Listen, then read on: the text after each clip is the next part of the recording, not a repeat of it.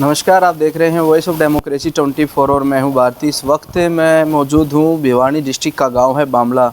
और बामला का इतिहास रहा कि अच्छे अच्छे पहलवान इस गांव से भी निकलकर विश्व स्तर पे गए हैं, एक मेडल भी दिए हैं देश के लिए और गांव का नाम कहीं ना कहीं उन्होंने भी देश की शान में बढ़ाई है। और मैं आपको बताऊं कि जिस तरह से मसला चला हुआ है पहलवान और रेसलर्स जिस तरह से जंतर मंतर पर बैठे हुए हैं और नेता के साथ ब्रजभूषण के साथ जो मसला चला हुआ है वो पूरे देश की एक आवाज़ बन गई है कि आखिरकार गलत कौन है। और सुबह से हम आज तमाम नेताओं से पहलवानों से मिलते रहे हैं और आखिरकार सच क्या है उसको कहीं ना कहीं तलाश में हम निकले हुए हैं। इसी कड़ी में मेरे साथ वार्ड नंबर 4 से पार्षद भी हैं ग्रेवाल, और अपने समय में पहलवानी भी की है, तो उसको लेकर मैं चर्चा करूँगा। ग्रेवाल भाई, क्या लगता है आपको कि किस दिशा में देश जा रहा है, किस दिशा में पहलवानी जा रही है, क्या मसला है? क्योंकि आप भी जंतर मंतर तक गए हैं, तो आपको क्या लगा? पहलवानी तो ये सरकार ख़त्म करती जा रही है। जब जो हमारे देश के लिए मेडल लेके आई हमारी बहन बेटी, तब उनके साथ मान लो कोई भी घटना हुई है और उस पर सुप्रीम कोर्ट ने भी एफआईआर दर्ज करवा दी, फिर भी उस आदमी को अरेस्ट नहीं किया गया, तो आगे कौन अपनी बहन बेटियों को इस गेम में भेजेगा? जिस तरह से एफआईआर में समय लगता है, अगर आम आदमी होता तो कहीं ना कहीं जल्दी कार्रवाई हो जाती है। दूसरी बात ये कि आप जब जंतर मंतर गए तो वहाँ पर किस तरह का माहौल लगा, कहाँ आपको कमी लगी कि सिस्टम में कहाँ कमी है? भाई, जब मैं जंतर मंतर पे कल गया तो मैंने वहाँ देखा कि 36 बिरादरी से लोग समर्थन देने आ रहे थे। तो वो जो बहन बेटी हैं वो कल भी गर्मी के में, कितनी गर्मी आज भी थी कल भी थी, मामूली गद्दे टेंट नए, वहाँ पे कोई मैं जो कूलर होगा ऐसा ही होगा, पंखे थे ज़्यादातर, तो उनमें अपना टाइम बिता रही हैं, रो रही हैं कि तब हमें ही इंसाफ नहीं मिल रहा तो हमारे देश में आम बहन बेटियों को इंसाफ कहाँ से मिलेगा? ग्रेवाल भाई, जिस तरह से ब्रजभूषण का भी बयान जारी हुआ कि काका ताऊ जहाँ मेरे को बुलाओगे मैं वहाँ आने के लिए तैयार हूँ, पहले कुछ और बयानबाजी थी कि बाहुबली टाइप में, अब वो धीरे धीरे जो है आवाज़ बदलती जा रही है ब्रजभूषण की, उसको लेकर आप क्या मानते हैं? भाई साहब, एक बात बताओ, अगर कोई भी खोट कर देता है तो वो तो बचने के लिए गिड़गिड़ाएगा। अब अपने यहाँ हरियाणा में ला लो, अगर किसी का भी पुलिस में नाम आ जाए ये हथियार रखता है, पुलिस आएगी उसको गाल ले जाएगी और जाते ही होदी लगा देती है। तो अब इस पे इतने बड़े मुकदमे हैं, इसको अरेस्ट करो, इस पे होदी लगाओ, ये तो 3 डुबकी में ये बता देगा इसने क्या गलती की थी क्या नहीं की है। ग्रेवाल भाई, कि एक सवाल यही बनता है कि एक सिस्टम में वो है पावरफुल है, प्रभाव मानते हैं उनका सीटों पर है, उसको कहाँ कमी मानते हैं कि उसको अंदर अब तक नहीं लेके जा रही बीजेपी?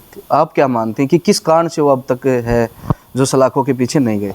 भाई साहब, वो दबंग नेता है, 5-6 बार तो एमपी रह चुका है और उसका एक बेटा विधायक भी बता रहे हैं, और वहाँ पे ये भी बता रहे हैं कि भाई 4-5 सीटों पे भी पूरा उसका दबदबा है।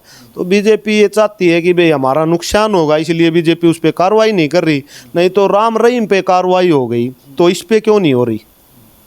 लगातार है दोनों तरफ से। अब एक पहलू और भी बना दिया है जो कि एक पोर्ट्स जो होती हैं फेसबुक पोर्ट्स, उनमें ये होता है कि राजपूत एक तरफ हैं, जाट एक तरफ हैं, परिवारवाद, इस तरह की कुछ लाइनें आने लगी, उससे प्रभाव पड़ता है समाज को। आपको क्या लगता है? भाई देखो, जो समझदार है ना वो तो ये मानते नहीं कि राजपूत हैं ये जाट हैं।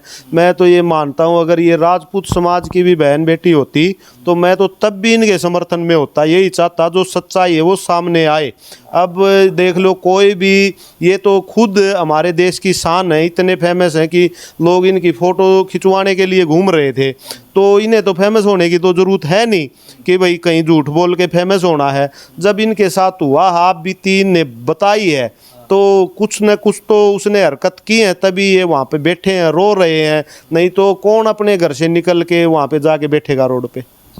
जिस तरह से लगातार है एक पहलवान का जीवन, आपने भी पहलवानी की अच्छी तरह से समझते हैं, अगर 1-2 दिन अगर पहलवान एक्सरसाइज ना करे तो काफ़ी पीछे चला जाता है। इन बच्चों को तो काफ़ी समय हो गया लगातार वहाँ बैठे, कितना असर मान के चलते हैं कि उनके जीवन पे और उनके पहलवानी जीवन पे पड़ेगा? भाई साहब, ये तब से बैठे हैं ना, अगर पहलवान एक दिन का भी पहलवानी छोड़ देता है तो 1 हफ्ता पीछे जाता है। तो इनने तो 18 दिन हो गए हैं आज, और पता नहीं ये कितने दिन और वहाँ रहेंगे। तो इनकी तो पहलवानी वैसे ही ख़त्म हो जाएगी, क्यों प्रैक्टिस तो ये कर नहीं पाएंगे, और न वहाँ अच्छी तरह से खा पाएंगे न सो पाएंगे। पूरा दिन लोग आते जाते रहते हैं समर्थन देने के लिए, और ये बेचारे वहाँ पे धूप में बैठे रहते हैं। इसका खामियाजा कौन पूरा करेगा, आप क्या मानते हैं? भाई इसका खामियाजा तो कोई पूरा नहीं कर सकता। अगर सरकार भी ये चाहे कि इन पहलवानों की हम पहलवानी वहीं पे ला दें, वो भी नहीं ला सकती, क्यों जितना ये वहाँ पे बैठेंगे तो इनकी पहलवानी ख़त्म होगी।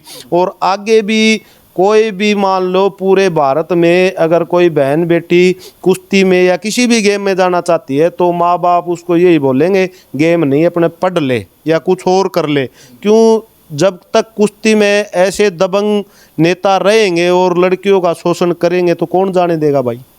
एक चिंता का विषय है पूरे हमारे माध्यम से भी आप जो बेटियां जिनकी प्रैक्टिस करती हैं, जो माँ बाप, उनके लिए क्या संदेश रहेगा हमारी तरफ से? भाई मैं तो ये कहना चाहता हूँ, जो हमारी छोटी बहनें और प्रैक्टिस कर रही हैं, उनके जो भी घर परिवार के आदमी हैं, उन्होंने पूरा उन पे ध्यान देना चाहिए, कोच पे भी ध्यान देना चाहिए, और ऐसे दबंग नेताओं पे भी ध्यान देना चाहिए। अकेली अपनी बहन बेटी को नहीं छोड़ना चाहिए। शुक्रिया बातचीत के लिए। ये थे मेरे साथ रुपेंद्र ग्रेवाल, और तमाम बातें हमने इनसे जानने की कोशिश की, और जो भी है मसला वो आप तक हम पहुंचाने की कोशिश करेंगे कि